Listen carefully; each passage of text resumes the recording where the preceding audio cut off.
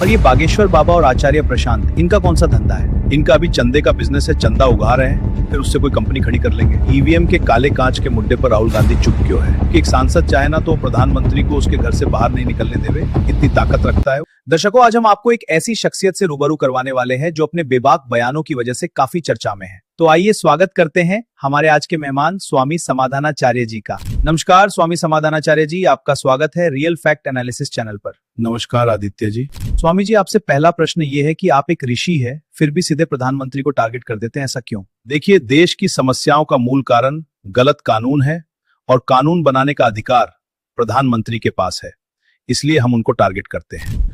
और ये भगवा चोला पहनकर हम चुप रहे, ये हमें मंजूर नहीं, इसलिए प्रधानमंत्री ही सामने क्यों ना हो, हम तो बोलेंगे ही, फिर चाहे कुछ भी हो जाए। पर स्वामी जी, आप तो राहुल गांधी को भी टारगेट कर देते हैं, वो तो सत्ता में भी नहीं है, उन्होंने आपका क्या बिगाड़ा? कौन कहता है राहुल गांधी सत्ता में नहीं है? क्या वो एक सांसद नहीं है?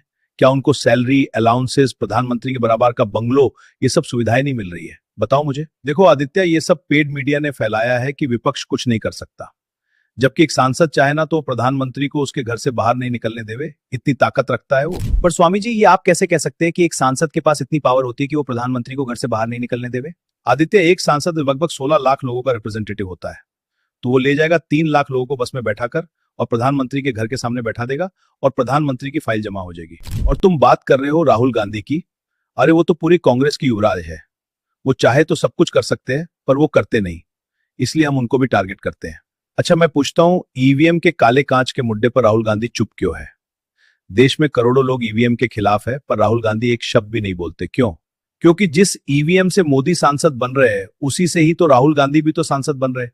तो बताओ वो क्यों उसके खिलाफ बोलेंगे? आखिर नौकरी का सवाल है भाई। स्वामी जी, आप ईवीएम के खिलाफ क्यों हैं? देश में तो और भी बाबा है, जैसे वो बागेश्वर बाबा, रामदेव, आचार्य प्रशांत, सदगुरु, ये लोग तो कभी ईवीएम पर नहीं बोलते, तो आप ही क्यों बोल रहे हो? ये लोग इसलिए नहीं बोल रहे क्योंकि इन लोगों को धर्म के नाम पर बिजनेस करना है। अगर बोलेंगे तो फाइलें खुल जाएंगी और धंधा बंद हो जाएगा ना इनका, और हमको धंधा करना है ही नहीं, इसलिए हम बोलते हैं। अच्छा ठीक है स्वामी जी, मैं मानता हूँ रामदेव के पास तो कंपनी है पतंजलि, सदगुरु के भी प्रोडक्ट आते हैं, पर ये बागेश्वर बाबा और आचार्य प्रशांत, इनका कौन सा धंधा है? इनका अभी चंदे का बिजनेस है, चंदा उगा रहे हैं, फिर उससे कोई कंपनी खड़ी कर लेंगे। रामदेव ने भी तो ऐसे ही किया था, पहले योग सिखाने के नाम पर चंदा लेना शुरू किया और उससे पतंजलि खड़ी कर दी। पर स्वामी जी, इन बाबा लोगों के जो चेले हैं वो ये कहते हैं कि कोई गलत काम थोड़ी ना कर रहे हैं, धंधा करना गलत है क्या?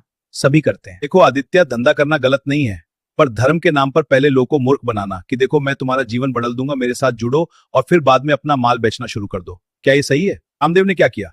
राजीव दीक्षित को आगे किया और करोड़ों लोगों को सपना दिखाया कि काला धन आ जाएगा, भ्रष्टाचार मिटेगा, पर कुछ हुआ क्या? आज वो एक शब्द भी बोलता है काले धन पर? जैसे आचार्य प्रशांत ये बोलता है कि मसार मत करो। अब इसे कोई पूछे कि मोदी ने चिकन मटन पर सब्सिडी देकर इसे सस्ता बनाया हुआ है, तो मोदी को कुछ कहोगे? तो नहीं, मोदी को कुछ नहीं बोलेंगे। मतलब आदित्य देखो कि सारी बातें इन बाबाओं को सिर्फ जनता को कहनी है, सारी कमियां ये जनता में बताएंगे, पर प्रधानमंत्री पर चुप रहेंगे। क्यों? क्योंकि धंधा करना है। इसका मतलब समझते हो तुम आदित्य? इसका मतलब है कि यदि कोई वेजिटेरियन है और वो ये मानता है कि नॉनवेज खाने से पाप लगता है, तो वो चाहे खुद नहीं खा रहा है पर फिर भी उसको पाप लग रहा है। ऐसे लग रहा है पाप क्योंकि वेजिटेरियन के टैक्स के पैसे को ये मोदी सरकार ने मांस बनाने वाली कंपनी को दे दिया, जिससे मांस सस्ता हुआ और मांसाहारी ने खाया और पाप वेजिटेरियन को भी लगा। जी, ये तो बहुत ही खतरनाक जानकारी दी है आपने। इसका मतलब मैं वेजिटेरियन हूं पर फिर भी मुझे पाप लग रहा है नॉनवेज का, क्योंकि मेरे टैक्स के पैसे से किसी और को मांस खिलाया जा रहा है। Oh my God. हाँ आदित्य देखो, होना क्या चाहिए था कि अगर मोदी को फूड पर सब्सिडी देनी थी तो सभी नागरिकों के खाते में बराबर ट्रांसफर कर देते, तो फिर मांस महंगा रहता और व्यक्ति सोचता कि मांस खाओ या दाल सब्जी खाओ। बीजेपी को बहुत भारी चंदा मिलता है अरब कंट्रीज से, तो इसलिए ये अपने अरबी आकाओं खुश करने के लिए इस तरह के कानून बनाते रहते हैं और हिंदुओं को बेवकूफ बनाने के लिए इस प्रशांत जैसे फ्रॉड बाबा लोगों को प्रमोट करते रहते हैं। चलो ठीक है स्वामी जी, ये आचार्य प्रशांत को तो आपने फ्रॉड घोषित कर दिया, पर ये बागेश्वर धाम वाले धीरेन्द्र शास्त्री जी, वो तो हिंदू राष्ट्र की बात करते हैं, वो भी सही नहीं है क्या? हिंदू राष्ट्र क्या है? वो तो एक लेबल है, उसके लिए तो कानून लिखना पड़ेगा ना कि हिंदू राष्ट्र में क्या क्या होगा, तो वो तो उन्होंने अभी तक लिख कर दिया नहीं है, तो बस टाइम पास कर रहे हैं हिंदुओं का। देखो आदित्य, दरअसल ये आरएसएस वालों का लेबल है हिंदू राष्ट्र, और वो लोग इसे इसलिए आगे बढ़ाते हैं ताकि केंद्र और राज्य सरकारें मिलकर हिंदू मंदिरों के दान को चुपचाप लूटते रहें। होना क्या चाहिए कि राष्ट्रीय हिंदू बोर्ड का कानून बना चाहिए, जिसमें हिंदू जनता वोटिंग के द्वारा हिंदू बोर्ड के प्रधान को चुनेगी और उसके पश्चात हिंदू मंदिरों पर सरकारी नियंत्रण समाप्त हो जाएगा।